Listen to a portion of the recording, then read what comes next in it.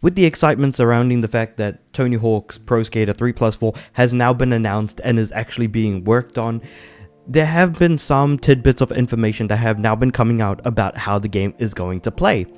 So for those of you guys that don't know, Tony Hawk's Pro Skater, the main mode that you have in there, and it's shared across Tony Hawk Pro Skater 1, 2, and 3, is that you have 2 minutes to do as many of the missions that are provided to you.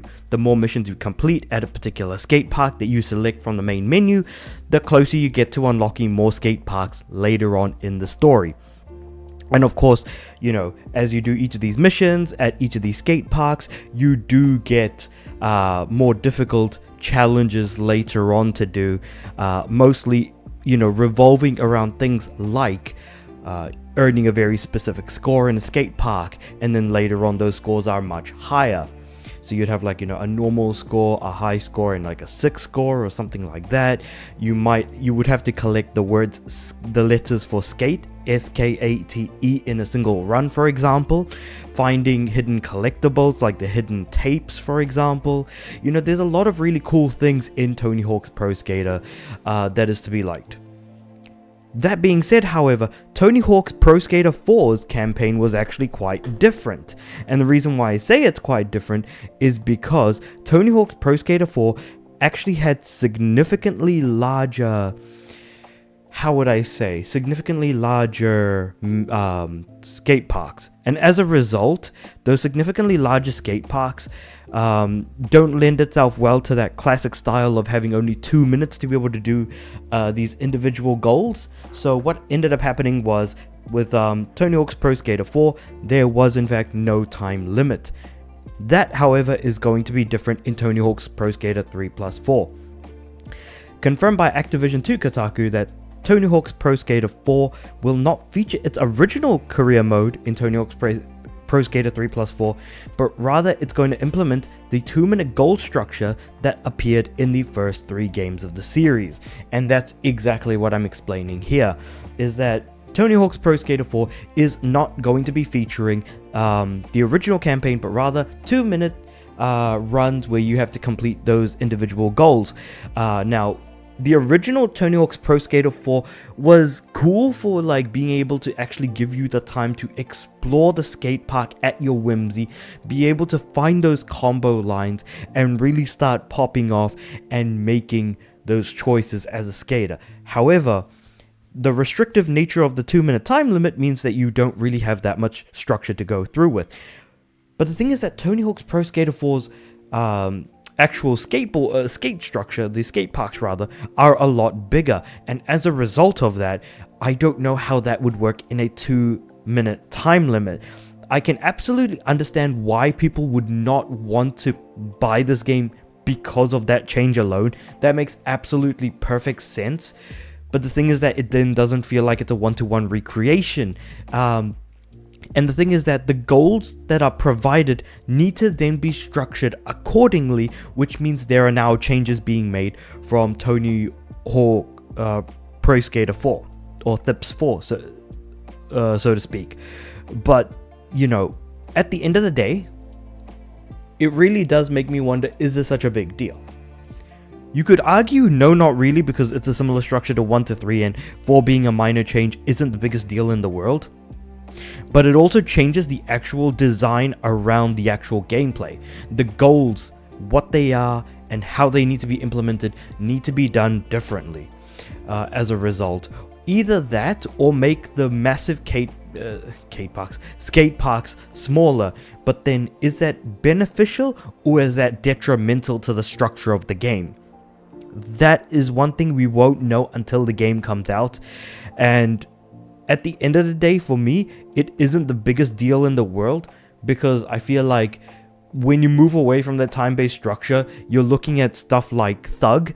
And the thing is that Thug, or Tony Hawk's Underground, did implement a classic mode that featured a 2-minute time limit in which you had to go around and complete goals in that specific mode. So it's not like people don't want it. People do like the 2-minute structure. So I don't think that this is the biggest deal in the world not to have the structure of the previous 3 games in Tony Hawk's Pro Skater 4.